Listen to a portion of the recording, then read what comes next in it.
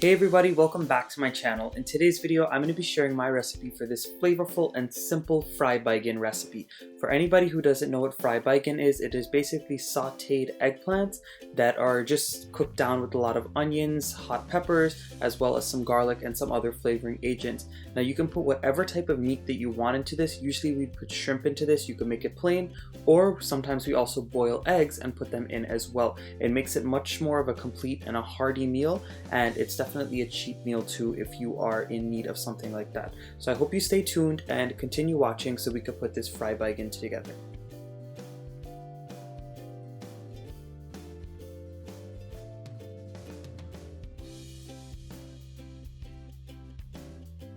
In any Guyanese household, when we cook any type of veggies or curries or anything like that, we really let the main star of the show or the main ingredient speak for themselves. So the ingredients are very simple and very minimal. So in my bag here, I have some eggplant that I had steamed and I had frozen in my freezer. If you want to see how I did that, go ahead and check out the video where I show you how to prepare the eggplants. It'll be right up here in the right hand corner. I have some potatoes that I've peeled and sliced up pretty thin. The reason we slice them thin is so this way they cook fast and they soak up all of those flavors that we add into the fried baigan. And we're also going to go in with some chopped tomatoes.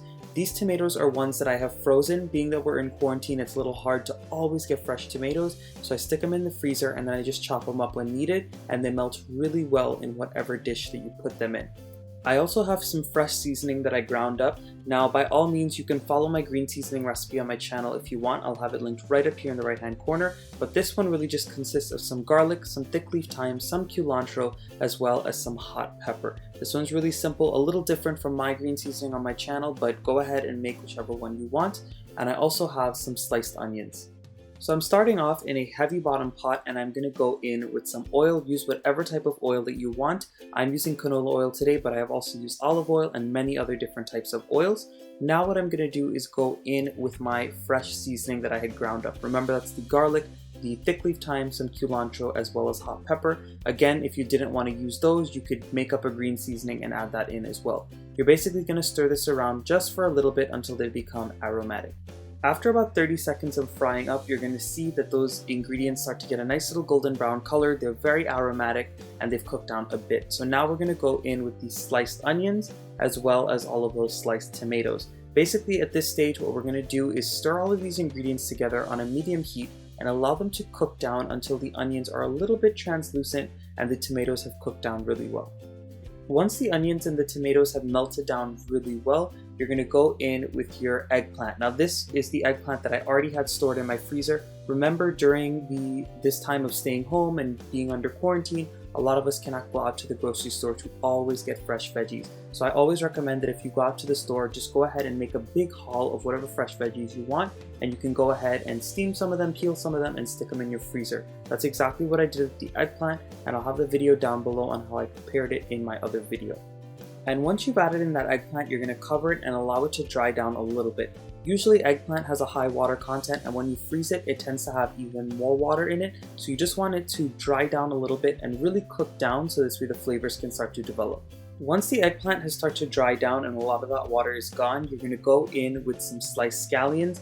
Now, if you want to add sliced scallions, you can. It's up to you. Sometimes I don't have them on hand, sometimes I do, but I'm adding them in today because I have them and they add a really nice flavor to the dish. Once you've added in the scallions and mixed it really well, you're going to go in with a little bit of dried Guyanese thyme. If you do not have Guyanese thyme, feel free to use regular American style thyme, or you can add in a little more thick leaf thyme that you've chopped up. I'm also going to go in with a little bit of salt and pepper to taste. Now, I wanted to mention while I'm stirring this up that sometimes people add in a lot of tomatoes to their fried baigan. Sometimes people don't add tomatoes at all. So my grandmother, when she makes her fried baigan, she doesn't add any tomatoes. When I do it, I usually add tomatoes, but as you guys can see, it's not super red. You can also add in some tomato paste if you want an even deeper red color and tomato flavor. It's totally up to you. And as you guys can see, I've added in those sliced potatoes. Remember, you want to slice them to maybe about 1/4 of an inch to a 1/2 inch thick. You don't want them too thick or else they will not cook down properly with that baigan or eggplant. So once I added in those potatoes, I lowered my heat to a medium-low, and I allowed this to fry or saute very slowly on that heat until the potatoes and the baigan were cooked down really well. So I covered the pot and I went in every couple of minutes and I stirred it up.